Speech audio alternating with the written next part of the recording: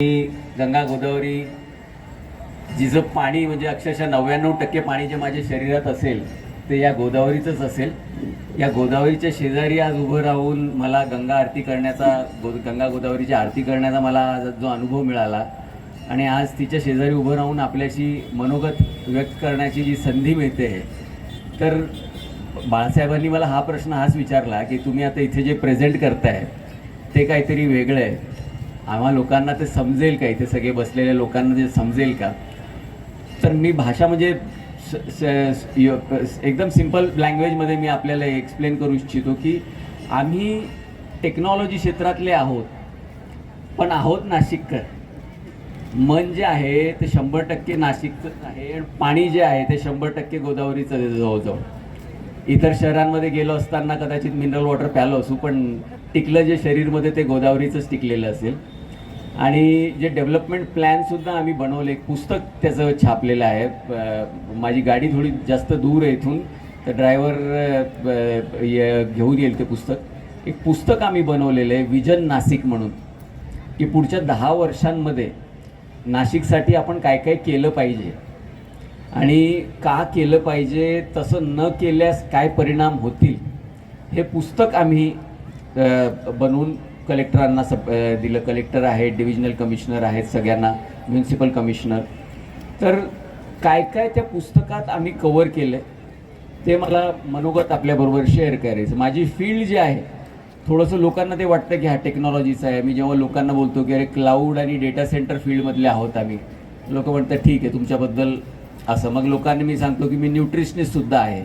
मग लोक म्हणतात ओके ठीक आहे. मग मी म्हणतो लोकांना की मी विपश्यना मेडिटेटर आहे, धम्म नाशिकाचा ट्रस्टी आहे. मग ते वेगळा एक परसेप्शन बनवता की अच्छा हा पण आहे का. मग लोकांना मी सांगतो की मी योगा आणि प्राणायामचा कोचसुद्धा आहे. तर लोक मग एकदा परत परसेप्शन की अच्छा ओके. मग मी ऑथर आहे, पुस्तकं लिहिलेली आहे. तर मग लोक परत एकदा वेगळ्या. तर मी फक्त एकच विनंती करेल की वेगवेगळ्या चष्म्यांनी बघू नका. कल्पना काय आहे आमच्या डोक्यामध्ये आणि का ती कल्पना आपण राबवली पाहिजे, कशासाठी ते केलं पाहिजे. आज नाशिक कुठे आहे, म्हणजे आता आपण इथे राहतात, मला वाटतं मॅक्झिमम लोक खूप जवळपासच राहत असतील या क्षेत्रापासून, नदीपासून. 20 वर्षांपूर्वी 30 वर्षांपूर्वी हे क्षेत्र काय होतं आणि आज आपला क्षेत्र काय झाला आहे आणि पुढचे 10 ते 20 वर्ष काय होणार आहे. कदाचित भरपूर लोक जसं होत चालत आलं आहे तसं जगत आलेले आहेत, पण कदाचित गोष्टी इतक्या फास्ट पद्धतीने, म्हणजे आमच्या टेक्नॉलॉजी क्षेत्रामध्ये जे बदल घडून आलेत. आता सगळ्यांनीच व्हॉट्सॲप वापरायला सुरुवात केली आहे मागच्या काही वर्षांमध्ये. जग त्याच्या खूप पलीकडे निघून गेलं आहे. टेक्नॉलॉजी इतकी फास्ट, दर महिन्याला, म्हणजे आधी 2000 पर्यंत जे बदल 10 वर्षांमध्ये घडायचे, आता तेवढे सगळे बदल 10 दिवसात होतात या क्षेत्रामध्ये. आणि आजपासून 2-3 वर्षांपूर्वी मला असं वाटायचं की मी टेक्नॉलॉजीच्या पेस बरोबर आहे, म्हणजे टेक्नॉलॉजीचा जो स्पीड आहे जगामध्ये, त्या टेक्नॉलॉजीच्या स्पीड बरोबर मी स्वतःला असं धरून चालायचं की मला तेवढं समजतं. पण आज मी म्हणजे तुम्हाला 100% खात्रीने मी सांगू शकतो की जे काही घडतंय ते सध्या मी त्याच्या मागे आहे आणि तो बॅकलॉग दिवसेंदिवस वाढत चालला आहे. कारण स्पीड एवढा वाढतोय. जे काही अमेरिकेत घडतंय, जे काही म्हणजे इतर देशांमधनं घडून त्या सगळ्या टेक्नॉलॉजी जगावरती सगळ्यात त्याचा तो जो म्हणजे सगळीकडनं जो रूल येतोय टेक्नॉलॉजीचा, त्याचा वापर आपल्याला नाशिकच्या प्रगतीसाठी करणं फार गरजेचं आहे. नाशिक मुख्य म्हणजे आपल्याला नाशिकला हे जे लाभलं आहे आपल्याला, ते कशामुळे लाभलं आहे. आपण भरपूर लोकांना एक हे आहे की चला आपल्याकडे रामाचं मंदिर आहे किंवा आपल्याकडे शक्तिपीठ आहे, सप्तशृंगी फार जवळ आहे नाशिकपासून, एक मुक्तिपीठ आहे की त्र्यंबकेश्वरला जाऊ शकतो, एक भक्तिपीठ आहे आपल्याकडे, शिर्डीला लोक जातात वगैरे वगैरे. नाशिकबद्दल ही लोकांची मानसिकता, मुंबईमध्ये आपण लोकांना भेटतो, दिल्लीमध्ये लोकांना भेटतो, तर ते हेच म्हणतात की अरे हाँ हम अस्थि विसर्जन करने आते हैं, या फिर हम शिरडी के दर्शन करने आते हैं, या फिर अर्धशक्तिपीठ जो है उसके दर्शन करने आते हैं. यही नासिक है. तुम सॉफ्टवेयर वाले लोग नासिक में क्या कर रहे हो. लोकांना जे नाशिकला जे पॉवर आहे आणि नाशिकला जे लाभलंय ते का लाभलंय ते लोकांपर्यंत ते, आणि आपण सुद्धा ते पोचवलं नाही. जर अयोध्या रामनगरी आहे तर नाशिक जी आहे ती रामाबरोबर सीताची नगरी आहे. मुख्य जी आहे ही सीता नगरी आहे. सीताचं जे मंदिर आहे किंवा सीता जी आपली गुफा आहे इथे अख्ख्या भारतात त्या काळापासून आजपर्यंत अस्तित्वात जर कुठे असेल तर ते इथे असेल. आणि सीताचे शक्तीचं जे आहे मला बाळासाहेबांना खूप जास्त याच्याबद्दल बोलता येईल. तर कुठे बाळासाहेब एक दोन शब्द माझे जर चुकले तर मला क्षमा करा. कारण काय होतं की रामायणचा कुठे विषय घेतला, महाभारतचा कुठे विषय घेतला की मग लोकांमध्ये थोडीफार ती कॉन्ट्रोवर्सी होते की तुम्हाला हे खरं माहीत नाही, ते खरं माहीत नाही. तर ते त्या कॉन्ट्रोवर्सीमध्ये मला जायचं नाही. पण सीता जेव्हा तो दिवस आला की भगवान श्रीरामांनी जेव्हा सांगितलं लक्ष्मणला की रात्रीतनं सीतेला तू जंगलात सोडून ये, निघाली. जाणीव झाली की काहीतरी ठरलेलं आहे. खूप प्रेमाने वाटेत जाता जाता जंगलात जाता जाता लक्ष्मणला जेव्हा त्यांनी सांगितलं की त्यांना हे चालत नाही, तेवढं लक्षात ठेवा, जेवणात त्यांना हे चालत नाही, ते चालत नाही. मग रात्री त्यांनी झोपायला जेव्हा येतात ते शयनकक्षामध्ये तर त्यांना असंच हे इत्तर मारलेलं पाहिजे असतं, तेव्हाच त्यांना लवकर झोप लागते, तेव्हाच त्यांना हे होतं. तिला जंगलात सोडण्यात येणार आहे आता. आणि यापुढे भगवान श्रीराम कधीही सीतेला बघणार नाही. पण तरीही तिच्यामध्ये जी दया असते, तिच्यामध्ये जे प्रेम असतं, तिच्यामध्ये जी माया असते की माझ्या पतीचं लक्ष माझ्यानंतर कोण ठेवणार, तिला तीच चिंता असते.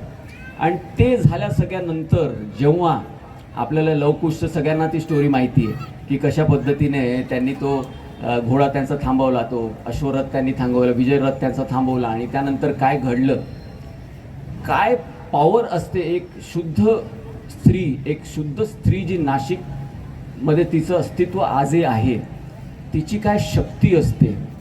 तिने तयार केलेले 2 मुलं हनुमानसारख्या एवढा महापराक्रमी महावीर, म्हणजे ज्यांना हिमालय उचलून आणू शकत होते, जे समुद्र म्हणजे 60 किलोमीटरचं अंतर त्यांनी एका याच्यामध्ये क्रॉस केला त्यांनी, रामेश्वरमपासून तर ते श्रीलंकेपर्यंत.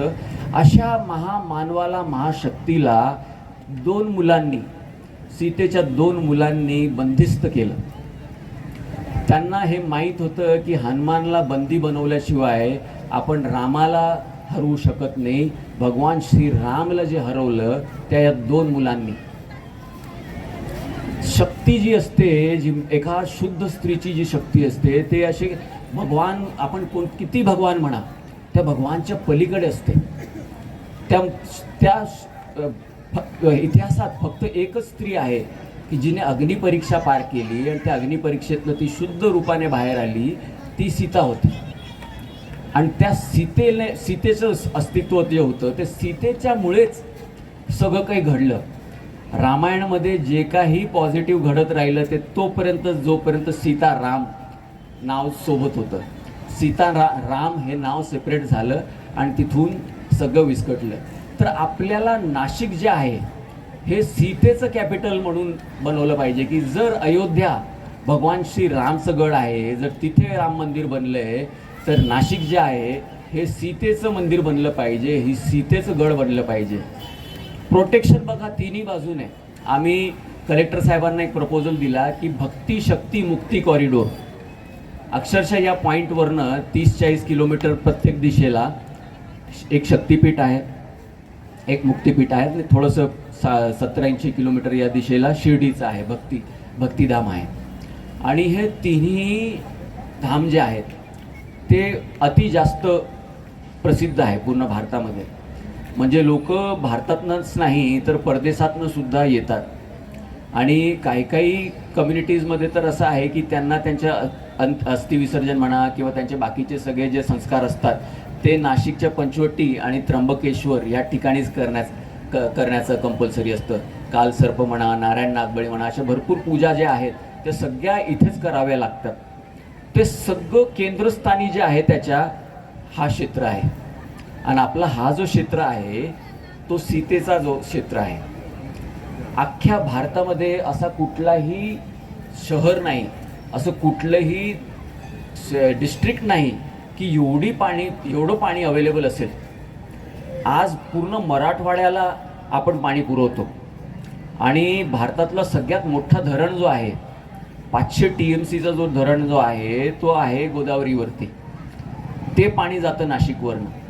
मुंबईला जे पाणी जातं ते इथेच पडलेलं पाणी जातं सगळं. ते आपल्या ब्रह्मगिरीवरती आणि अंजनेरीवरती पडलेलं जे पाणी आहे तेच शेवटी ते वैतरण्यामध्ये जातं. ते वैतरण्यामधनं पूर्ण मुंबईला पाणी पाजतो आपण.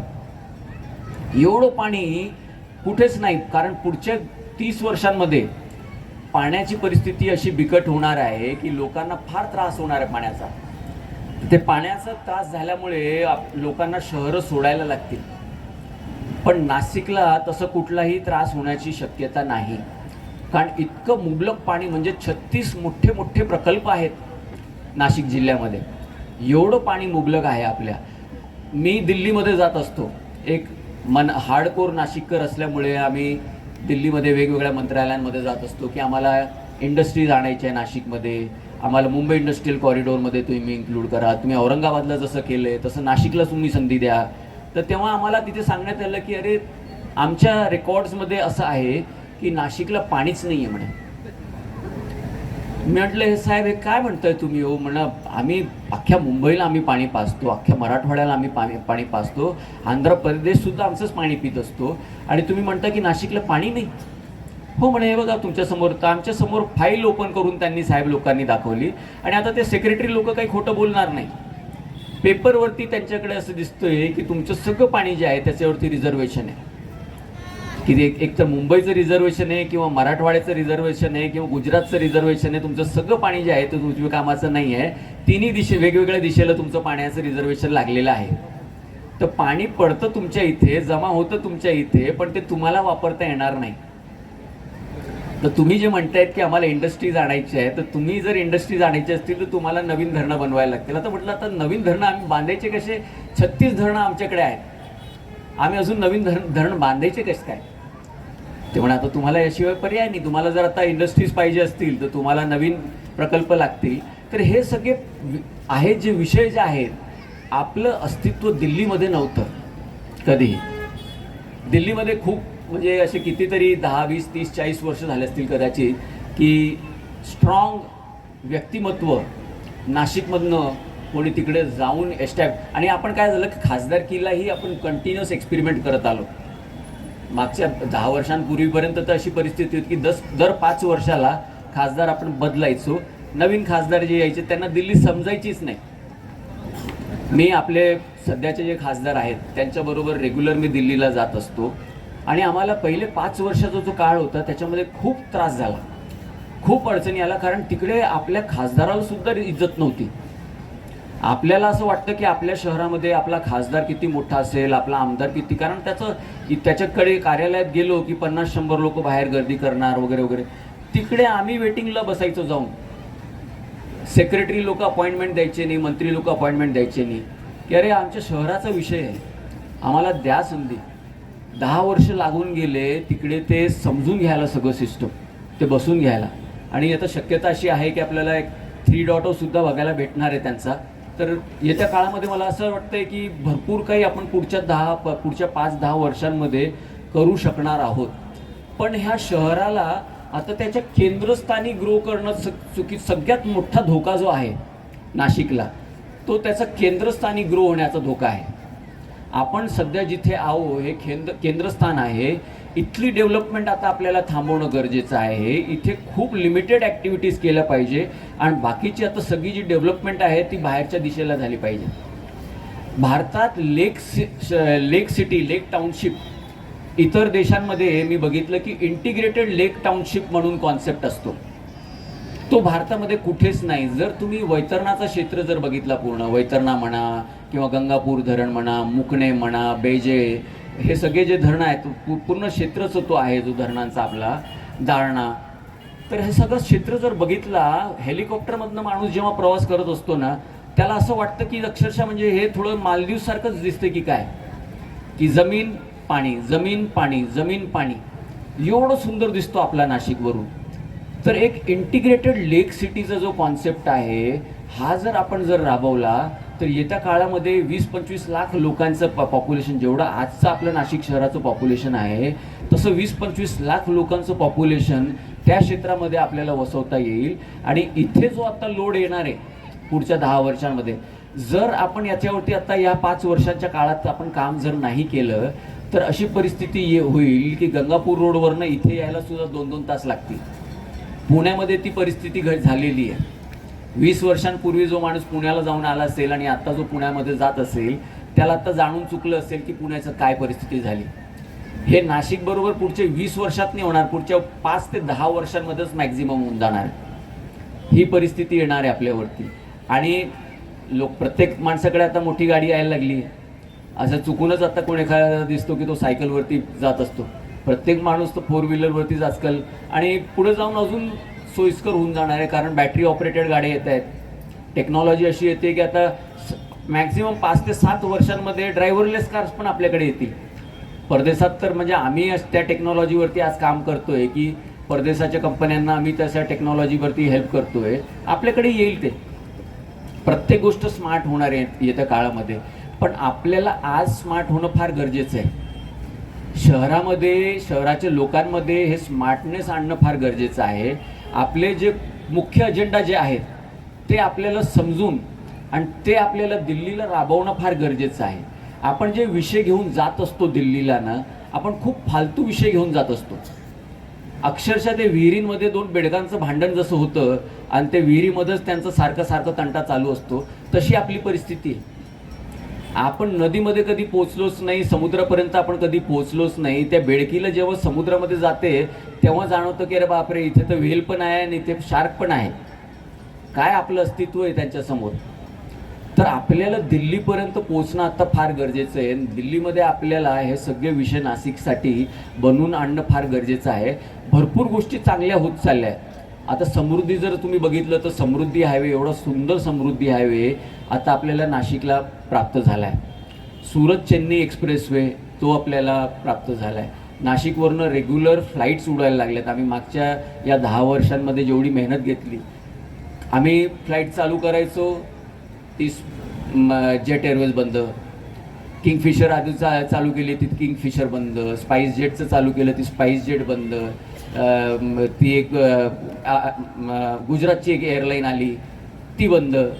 आता फॉर्च्युनेटली इंडिगोने चालू केली तर 70% भारताच्या फ्लाईट चालवतात त्यांनी फ्लाईट चालू केल्या नाशिकमधनं.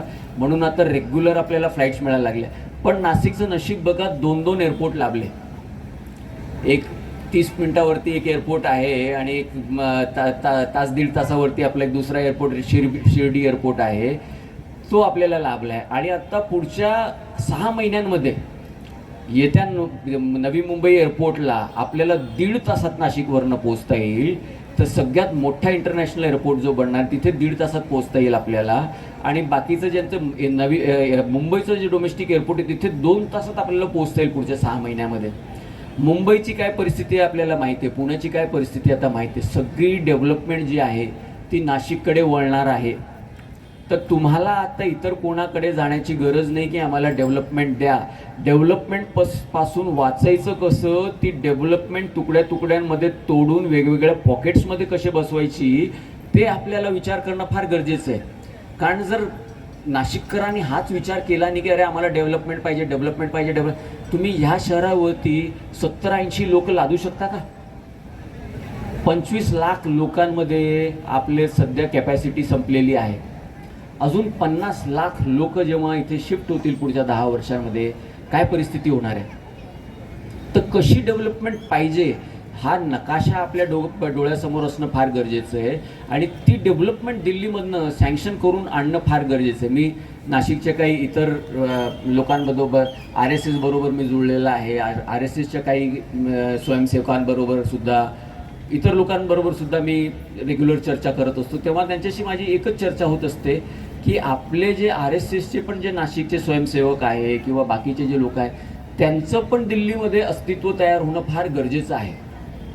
आपल्याला आता दिल्लीवरती जाऊन आपल्याला राज करायचं आहे. कारण दिल्लीचा असा प्रॉब्लेम आहे की एक तर तिकडे कधी राज होतो तो उत्तर प्रदेशचाच होतो किंवा उत्तर प्रदेश नंतर नंबर लागला तर गुजरातचा.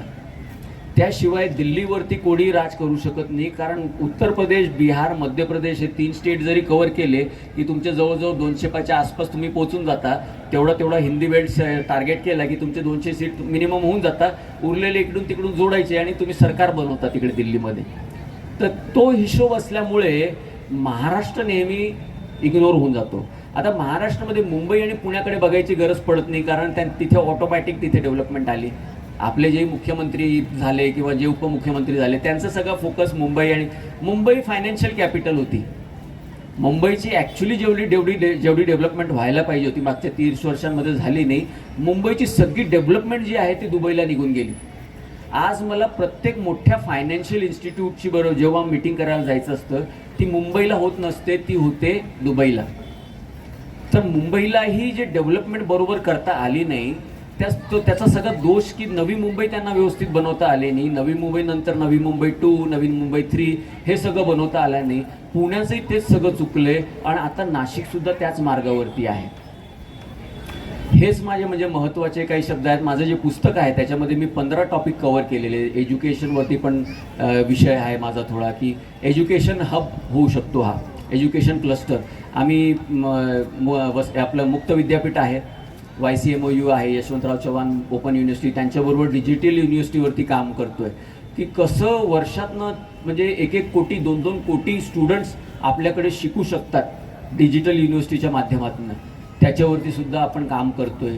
तर ते जर शक्य झालं तर आपण एक सगळ्यात मॉडर्न सगळ्यात ॲडव्हान्स्ड युनिव्हर्सिटी नाशिकमधनं तयार होणार आहे. आणि सध्याचे आपले जे हे आहेत व्हाईस चान्सलर आहेत ते खूप मोठ्या लेवलला, कारण त्यांना त्या बोर्डवरती डिजिटल युनिव्हर्सिटी डिजिटल महाराष्ट्राच्या बोर्डवरती पॅनलवरती त्यांना बसवलेले मुख्यमंत्र्यांनी, त्यांना ही संधी प्राप्त झालेली आहे. तर हे नक्की येत्या काळामध्ये तो एक मोठा विषय जो आहे आमचा, असे टोटल 15 विषय आहेत पण मुख्य विषय हाच माझा असेल. आज मी इथून माझं जे भाषण संपवण्यापूर्वी माझी एकच विनंती असेल की आपल्याला हे जे गड बनवायचं आहे ते जसं छत्रपती शिवाजी महाराजांचे जे गड किल्ले होते ते एका ठिकाणीच त्यांनी गड किल्ले बनवले नाही. म्हणून कधीही औरंगजेब म्हणा किंवा मुघल म्हणा त्यांना कधीही ते समजलंच नाही की आता छत्रपती शिवाजी महाराज जे आहेत ते रायगडावरती असतील की पन्हाळ्यावरती असतील की कुठे असतील, म्हणजे रामशेजवरती असतील की कुठे 300 किल्ले होते. तसं आपलं पण नाशिक असलं पाहिजे की तो वेगवेगळ्या पॉकेट्समध्ये असला पाहिजे. मग तो इंटिग्रेटेड म्हणजे ग्रेटर नाशिक असा एक कॉर्पोरेशन बनली पाहिजे. मग इथली 25 लाख लोकांची लोकसंख्या, 10 लाख लोकसंख्या, 15 लाख लोकसंख्या असं मिळून एक इंटिग्रेटेड शहर बनलं पाहिजे. नाशिक हा जो आपला माइंडसेट आहे की हा नाशिक आहे, त्या माइंडसेटचा विस्तार करणं फार गरजेचं आहे. त्या माइंडसेटमधनं बाहेर येऊन पसरलेलं एक म्हणजे ग्रेटर नाशिक सिटी हे एक डेव्हलपमेंट, इंटिग्रेटेड लेक सिटी आणि सीतेचं गड म्हणजे हे सगळ्यात मोठं माझ्यासाठी आजचा एकच म्हणजे हे असेल. माझा विषय संपवण्यापूर्वी चर्चासत्र संपवण्यापूर्वी की आपल्याला सीताला तो सन्मान मिळवून देणं फार गरजेचं आहे. कारण जी सगळ्यात इतिहासातली सगळ्यात शुद्ध स्त्री, सगळ्यात शक्तिशाली स्त्री, तिच्या शक्तीपुढे कुठलेही देव टिकले नाही, कुठलेही पराक्रमी टिकले नाही, की कुठलेही महारथी टिकले नाही. तशी सगळ्यात शक्तिशाली स्त्री नाशिकमध्ये होऊन गेली, पण तिला तिचा तो सन्मान नाशिकने दिला नाही. तर आपल्याला नंबर 1 प्रायोरिटी नाशिकची असली पाहिजे, सीतेला तिचा तो मान मिळवून देणे आणि येत्या काळामध्ये आपण ते इनिशिएटिव्ह घेणे की आपल्याला त्या प्रकारचं, कारण आपण मंदिर बनवायचं म्हटलं की आपण फक्त 2-3च नाव आपल्या देवाचे समोर येतात, सीतेचं नाव पुढे येत नाही. पण सीता जर नसती तर सगळं रामायण आपण जे बोलतो ते रामायणच घडलं नसतं. सीतेमुळेच रावणचं ते पतन झालं, सीतेमुळेच वाली मारला गेला, सीतेमुळे जे काही घडलं पुढचं ते बाळासाहेब माझ्यापेक्षा जास्त चांगलं सांगतील म्हणून मी ते काही जास्त काही याच्यावरती बोलणार नाही. पण सीतेचं अस्तित्व जे आहे त्याला आता आपल्याला जसं अयोध्येमध्ये राम मंदिर बनलं तसं सीता मंदिर, एक भव्य सीता मंदिर नाशिकमध्ये बनावं हीच माझी मनापासून इच्छा. धन्यवाद.